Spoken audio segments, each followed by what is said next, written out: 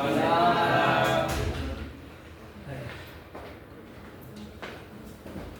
anak-anak. Pagi, Pak. Gimana kabarnya hari ini? Alhamdulillah, Pak. Udah pada sarapan belum? Belum. Kamu pada sarapan nih? Gak punya uang bang. Kan dikasih jajan, Pak. Selamat kasih jajan.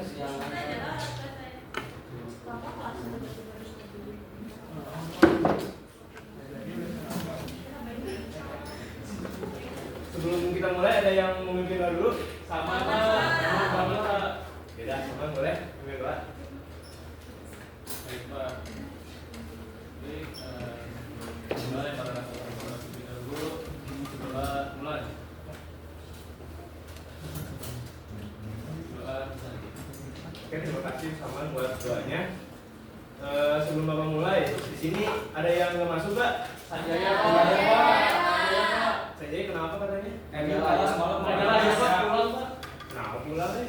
Kan masih sekolah Pak, ini. itu malah homesick, Pak. Om sih.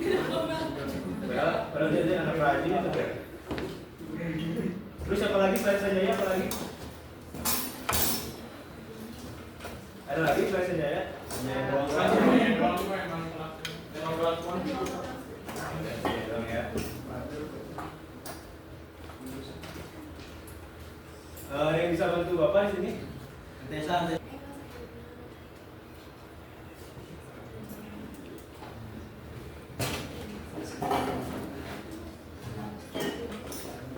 Oke, kita mulai pelajarannya. Sebelumnya sebelum memulai, Bapak mau nanya dulu di sini ada yang pernah ikut tur atau paket wisata gitu nggak? Terus kalau kalian pas ikut turnya itu ada tour guide-nya nggak sih atau tour leader gitu? Ada. Terus kalau tour guide itu ngejelasinnya apakah dia jelas kah ataupun kadang membosankan gitu? Kadang membosankan. Tapi kalau sukses jaya tuh Ya, Mas Jaya jelas kali, jelas. Ya itu perubahan itu ya ada tour guide itu macam-macamnya, ada yang dia menjelaskan itu dengan semangat ataupun dia juga membosankan gitu ya. Nah di sini kita akan menjelaskan nih dasar-dasar dari pemanduan wisata itu sendiri. Nah yang pertama itu kita akan menjelaskan mengenai pengertiannya dulu ya.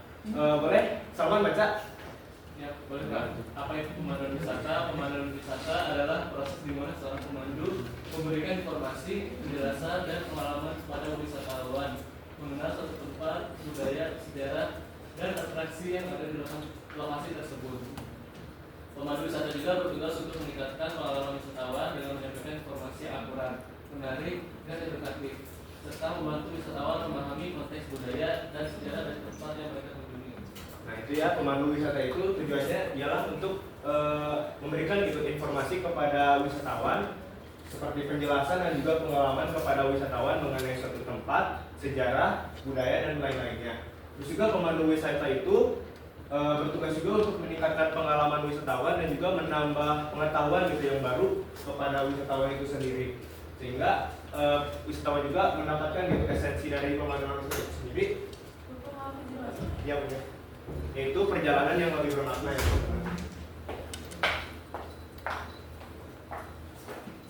Di sini ada tujuan atau fungsi dari pemanduan wisata. Nah, yang pertama itu adalah penyedia informasi, yang kedua adalah mediator budaya, yang ketiga adalah pemelihara keamanan dan kenyamanan, dan yang terakhir adalah motivator dan pemberi arah. Maksud dari penyedia informasi ini apa?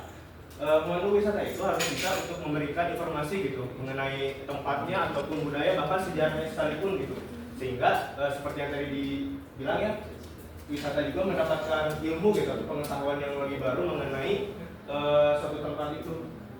Nah yang kedua adalah mediator budaya. Sini ada yang tahu apa yang maksudnya mediator budaya?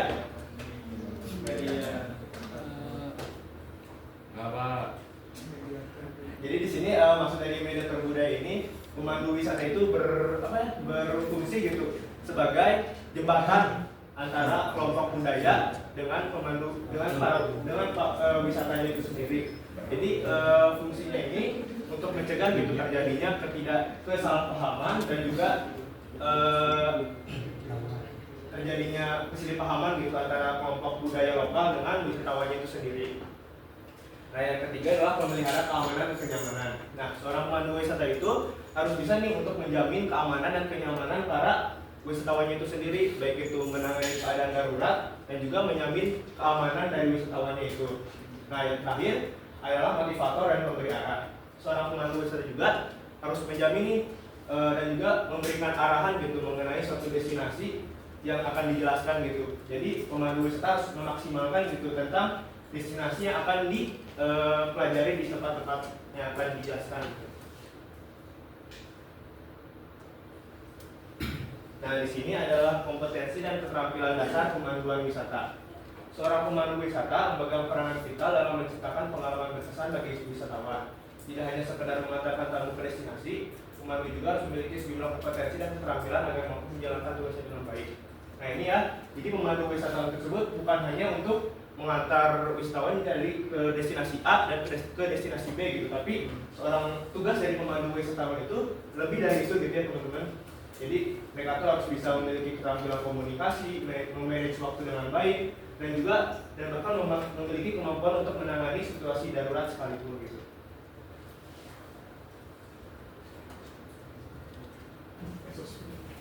Nah, di sini ya merupakan beberapa keterampilan gitu yang wajib dimiliki seorang pemandu wisata untuk menunjang kinerja dan memastikan wisatawan untuk mendapatkan pelayanan yang lebih optimal.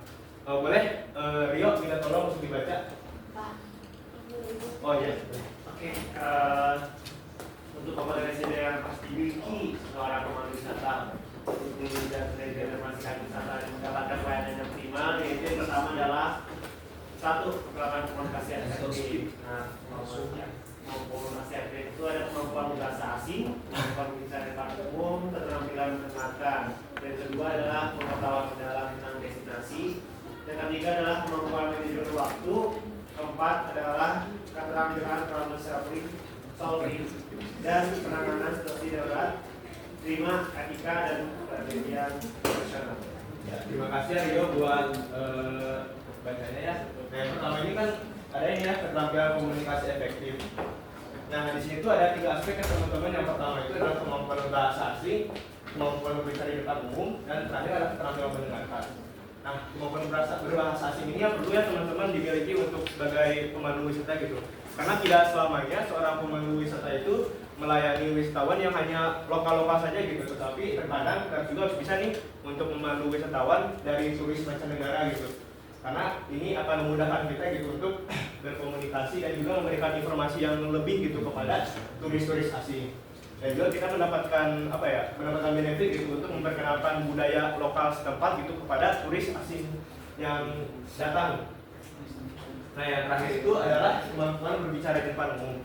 Tentunya seorang pemandu wisata harus bisa untuk memiliki keterampilan berbicara di depan umum, karena seorang pemandu wisata pasti harus bisa nih menampilkan atau memberi informasi kepada wisatawannya itu. Karena biasanya ketika kita berada di lapangan, seorang pemandu wisatawan itu tidak hanya memberi informasinya kepada wisatawannya saja gitu. Terkadang orang-orang yang hanya lewat ataupun orang-orang yang melihat juga terkadang ikut mendengarkan gitu, ikut melihat gitu apa yang sedang kita jelaskan. Oleh karena itu kemampuan berbicara di depan umum ini harus ada ya teman-teman, harus dimiliki oleh pemandu wisata. Nah, selain kemampuan berbicara di depan umum juga harus memiliki percaya diri ya teman-teman, karena berbicara di depan umum juga terkadang sulit ya. Jadi kita harus memiliki keterampilan untuk percaya diri. Nah, yang terakhir itu adalah keterampilan mendengarkan. Nah, yang tadi kan berbeda di poin A sama B itu berbicaranya mengenai speaking gitu atau berbicara. Berbeda di poin C itu adalah keterampilan mendengarkan teman-teman. Nah, maksud dari keterampilan mendengarkan ini apa? Keterampilan mendengarkan itu berupa seperti ketika wisatawan meminta bantuan ataupun ketika wisatawan itu bertanya gitu kepada wisatawan gitu. Jadi kita sebagai pemandu wisata harus memberikan mendengarkan yang baik gitu agar wisatawan tersebut mendapatkan pelayanan kita yang lebih optimal. Izin. Oh iya. Nah, yang kedua adalah pengetahuan mendalam tentang destinasi. Nah, maksud dari pengetahuan mendalam tentang destinasi ini apa? Jadi seorang pemandu wisatawan itu harus memiliki gitu pengetahuan mengenai beberapa destinasi yang selain yang ada di kotanya gitu. Jadi coba misalnya kayak Adit dari mana Adit? Bekasi, Pak. Bekasi. Nah, Adit itu harus punya nih pengetahuan mengenai di luar yang di Bekasi gitu, seperti yang ada di Bandung, yang ada di Jogja, yang ada di Jakarta gitu. Jadi tidak hanya di tempat kelahirannya aja gitu, tidak hanya di Bekasi saja, tetapi mempunyai pengetahuan di luar kota lainnya gitu. Nah, yang ketiga adalah kemampuan manajemen waktu. Nah, seorang pemandu wisata juga harus bisa nih untuk mengoptimalkan waktu yang ada. Biasanya kalau kita mengadakan tour atau paket wisata, pasti ada nih rundown atau itinerary yang sudah disiapkan gitu. Mungkin itinerary akan kalian bahas ya di semester depan.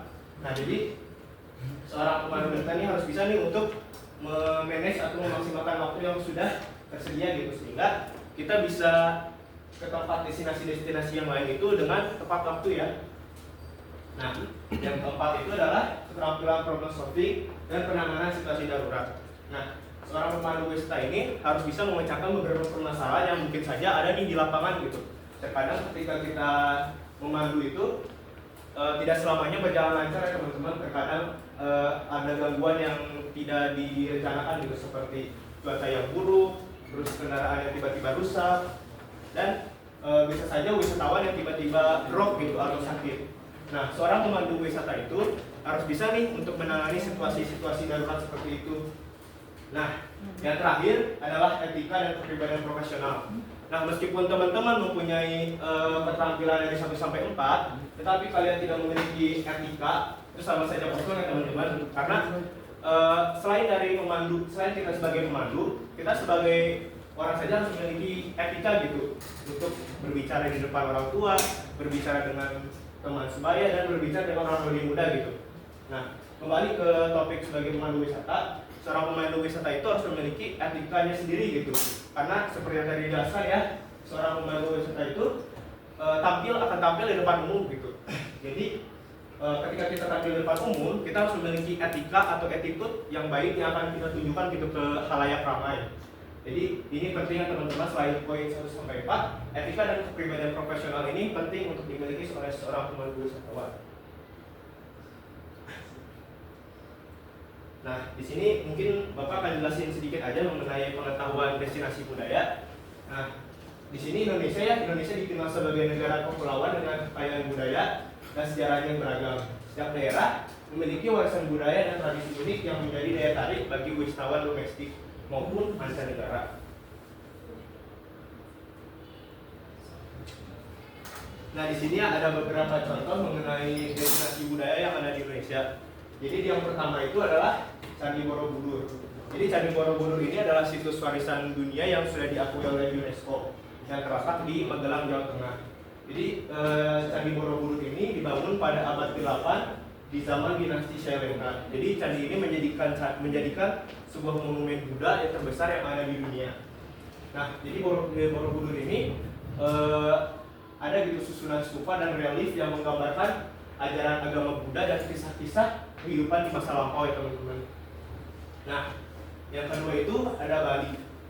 Nah, selain wisatawan lokal dan domestik, biasanya Bali juga menjadi tempat wisata favorit bagi turis mancanegara gitu, karena keindahan alamnya dan kekayaan budayanya yang sangat kental. Karena mayoritas penduduk Bali itu memeluk agama Hindu yang berbeda dari Hindu India gitu. Jadi karena bercampur dengan adat dan tradisi lokal, itu menarik itu perhatian dari turis-turis mancanegara untuk datang ke kota Bali gitu. Nah, yang terakhir itu adalah Danau Toba dan Pulau Samosir. Danau Toba itu merupakan danau vulkanik terbesar dunia dan menjadi pusat kebudayaan lokal. Nah, di sini ya, ini merupakan danau vulkanik terbesar yang diakui oleh dunia dan sudah dilihat oleh dunia. Nah, di Danau Toba ini juga ada Pulau Samosir di tengah-tengahnya teman-teman. Nah, Pulau Samosir ini merupakan sebuah pusat berkembangnya kebudayaan Batak Toba teman-teman. Jadi misalnya kalian nih, siapa yang punya teman orang Batak? Saya Pak. Nah, biasanya kan kalau orang Batak ada marganya kan di belakang kan? Nah, itu ya contohnya kayak marga Cigaribing, Betapea, Panjaitan, Citompul kayak gitu-gitu. Itu biasanya berkembangnya di Pulau Samosir teman-teman. Biasanya marga-marga itu lahir di sana gitu. Jadi di sini ya berkembangnya kebudayaan Batak Toba. Oke, mungkin itu pematerian dari Bapak pada hari ini. Mungkin sebelum kita ke free test, apakah ada yang mau ditanyakan Atau mau langsung ke Kahoot? Langsung ke pretest? Yes. Dengan suara Match.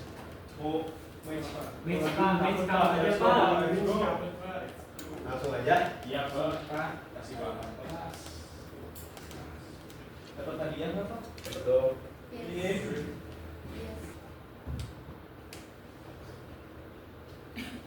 Baik teman-teman, untuk buka HP-nya dan langsung masuk ke web Kahoot.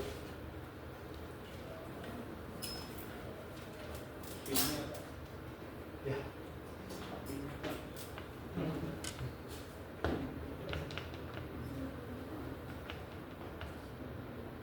Kelas soalnya Pak.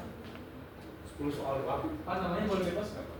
Boleh, tapi harus ingat ya namanya sendiri, nanti siapa yang menang dapat hadiah.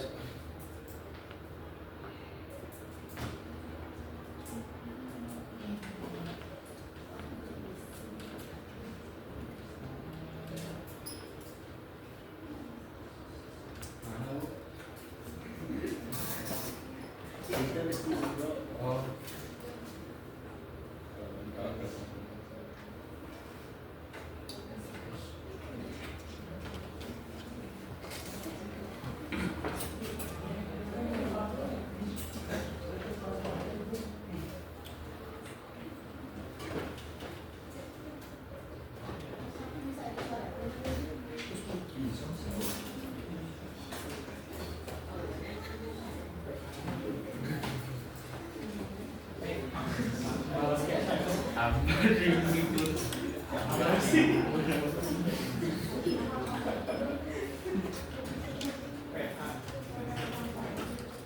Maksudnya teman lagi teman-teman buat masuk ya.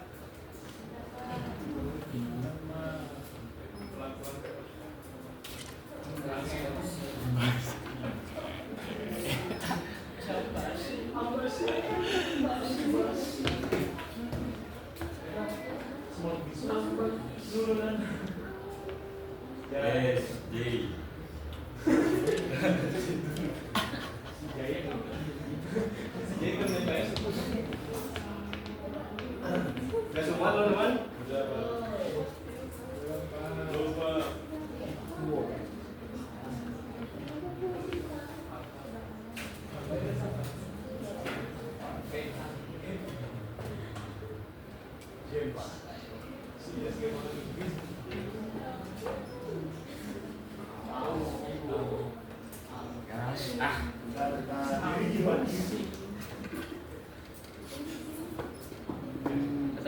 Yang belum masuk? Siapa lagi yang belum masuk? Bapak belum masuk. Jadi kita mulai. Tes Pak. Udah kelas nih? Bisa. Here we go.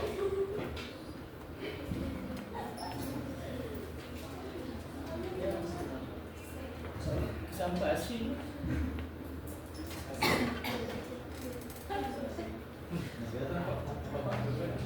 Soalnya di sini ya.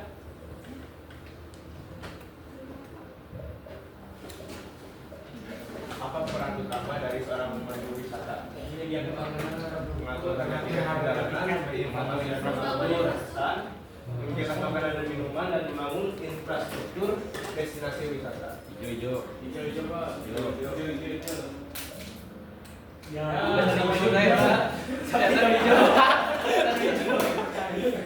Keterlaluan di pohon.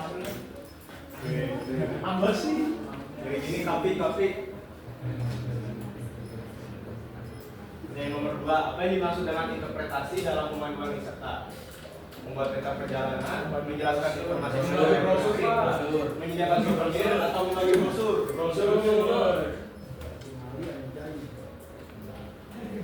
Kalau sampai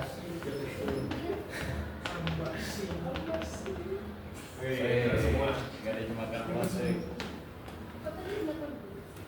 Wah, apa itu? Wih, Zaki memimpin.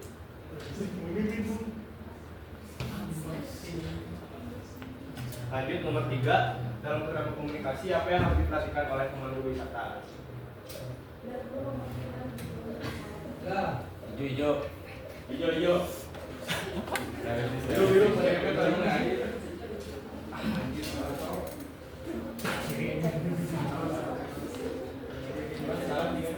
Yang mana nih, yang biru, yang hijau?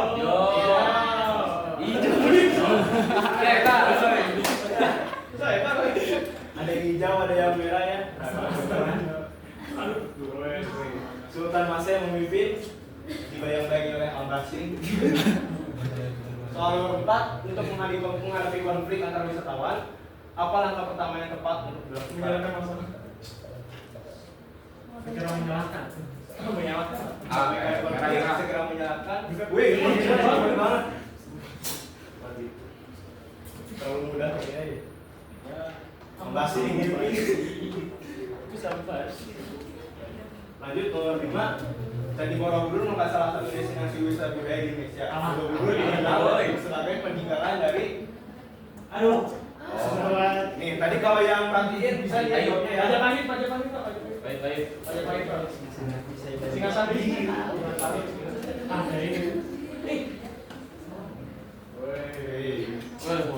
Cuma 2 orang ya.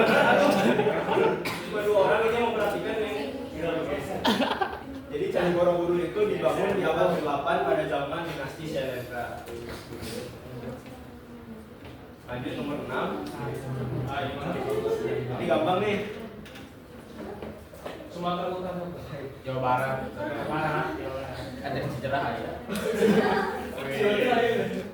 Semua ya. Keterlaluan di sana. Sultan Masih Street. Nomor 7, apa nama tradisi belajar kematian yang terkenal di tanah Toraja? Rumah tidak sini. Sejarah apa itu? Berhasil, Pak. Batak mana ya? Batak mana? Kalau Tendak Sinten itu biasanya itu budaya adat Jawa ya. Jawa. Biasanya kalau anak kecil gitu. Jawa Barat. Jawa Tengah, Jawa Timur. Lanjut nomor 8. Salah satu destinasi wisata di Sumatera Barat yang terkenal dengan budaya dan rumah tradisionalnya adalah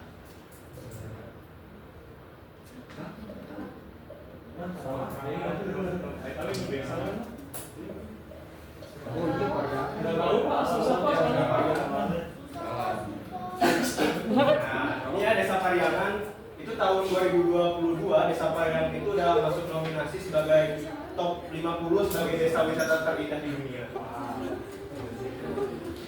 Sultan Masih menjadi pemimpin. Nomor 9. Apa saja aspek utama dalam perencanaan perjalanan wisata oleh pemandu? Waktu biaya dan jalur perjalanan, pemilihan destinasi, Fokus pada yang belanja. mengikuti kemudian kayaknya. fokus pada belanja oleh-oleh. Salah kira tipe. Wih. Ini ada orang sih. Namanya kebijakan. Wih, Sultan Masih memimpin. Ini slide terakhir ya. Mengapa penting bagi pemandu wisata memahami bahasa asing? Oke. Atau wisata mau Wih. Itu aja. Udah semua ya. Wih, yang pertama. Yang 3. Ambasi.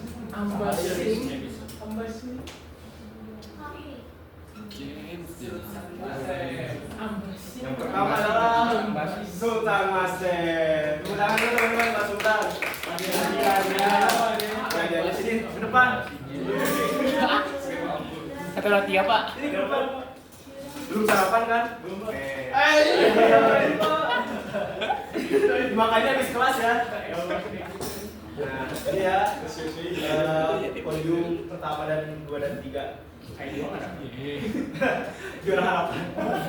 Ya 3 kan dapat. Lanjut ya, ini mengenai buat tugas kalian hari ini adalah buat kelompok. Jadi Anda coba untuk mempraktekkan gitu bagaimana sih langkah-langkah untuk melakukan pemanduan wisata yang baik. Jadi di sini ada 4 kelompok ya. 1 3 kelompok. 1, 2 dan 3. Jadi ini kelompok 1, ini kelompok 2, ini kelompok 3. Jadi satu kelompoknya kalian pilih misalnya destinasinya mau yang di Jakarta atau yang mau di Jawa Timur, Jawa Tengah atau Jawa Barat, bebas semua kalian. Tapi kalian harus bikin nih satu orang siapa yang mau jadi pemandu wisata dan sisanya itu jadi wisatawannya gitu. Boleh ya? Waktunya 3 menit cukup? Oke, mulai ya.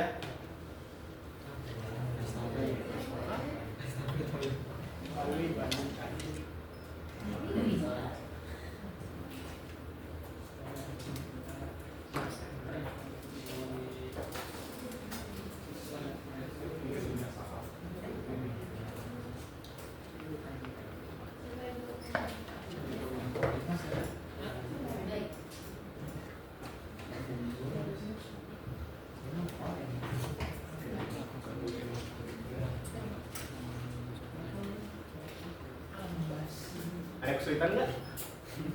Atau ada yang mau ditanyain dulu?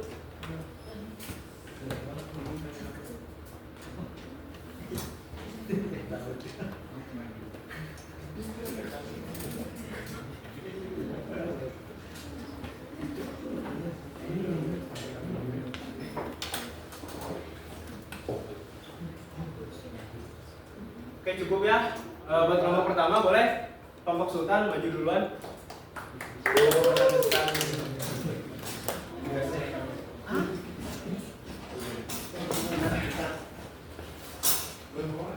Semuanya. Boleh Sultan dan teman-temannya.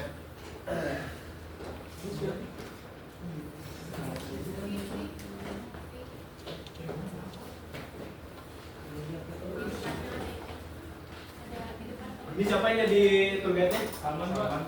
Aman jadi pemandu. Kita jadi wisatawan. Saman? Iya Pak. Aman jadi Oh iya, oke. Saman ini mau di mana ini? Kita di Monas. Oh di Monas, Jakarta. Oke, boleh dimulai ya tuh teman-teman.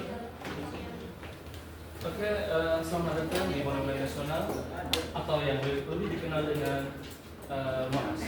Senang sekali bisa memandu Anda hari ini. Apakah hari ini pertama kali Anda berkunjung ke sini? Ya, ini pertama kali kita di sini. Gimana perjalanannya? Capek, Capek? capek cuma excited. Iya dong. Ya. Wah, pilihan kalian sangat tepat kalian berkunjung di Monas ini. Jadi Monas itu dibangun sebagai simbol perjuangan Indonesia untuk meraih kemerdekaan. Monumen ini dibangun itu pada tahun 1961. Ya, jadi sudah sangat bersejarah ya bangunan Monas ini. Dan diresmikannya itu pada tahun 1975. Kalian tahu tingginya berapa di Monas ini? Berapa? 132 benar. Dengan siapa? Bagus sekali ya. Benar sekali ya, tinggi Monas itu tingginya 132 meter dan di puncak itu terdapat obor yang itu pelapis apa itu? Mas Pak, Emas ya. Ya. menarik sekali ya Pak. Itu emasnya kira-kira di berapa beratnya ya Pak? Ini emasnya itu sekitar 50 kg ya. 50 kg. Emas ini juga melambangkan gitu semangat perjuangan bangsa Indonesia yang terus menyala. Kira-kira kalau dari atas Monas ini bisa terlihat apa saja Pak? Ya dari atas Monas itu kita bisa melihat kota-kota bangunan di Jakarta ya, seperti Taman Mini Jakarta itu banyak dari atas juga kelihatan gitu ya, seperti Kaki Cepat dan sebagainya itu sangat indah juga di sana. Seru ya Pak, kira-kira buat naik ke puncak kita harus perjalanan lama. Ya antrian juga itu bisa cukup panjang ya, terutama di akhir pekan atau hari libur. Saya juga lebih menyarankan ini kalian datang itu pagi-pagi gitu ya, karena biasanya pagi-pagi itu masih sangat sepi gitu tempatnya.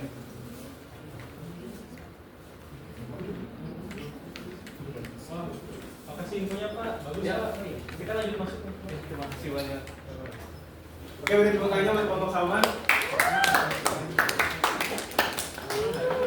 Oke, buat kelompok selanjutnya yang belum tampil mungkin akan dilanjutkan minggu depan ya sebagai tugasnya teman-teman, karena Bapak harus ngajar lagi di kelas yang lain. Ya, sibuk banget. Ya, ya bisa siapin aja buat minggu depan ya. Jadi tugasnya buat minggu depan adalah untuk melanjutkan presentasi yang hari ini. Ya Pak. Oke, jadi sebelum kita tutup, apakah ada yang mau menyimpulkan mengenai pelajaran hari ini? Bukan. Wih, kan semangat banget, boleh kan? Berdiri aja. Oke Bapak, izin menyimpulkan pembelajaran di hari ini. Di pembelajaran hari ini kita belajar tentang mengenal apa itu tentang paket wisata, terus tujuan dan fungsinya, terus kompetensi dasar dan kemampuan dasar yang harus dimiliki dalam seorang pemandu wisata itu apa aja, terus juga pengetahuan tentang destinasi budaya yang ada di Indonesia. Oke, terima kasih buat Rehan. Beri tepuk tangan dulu buat Rehan. Oke, terima kasih anak-anak buat perhatiannya dan waktunya. Mungkin Bapak cukupkan aja buat materinya hari ini. Bapak tutup ya. Assalamualaikum warahmatullahi wabarakatuh. Waalaikumsalam warahmatullahi wabarakatuh.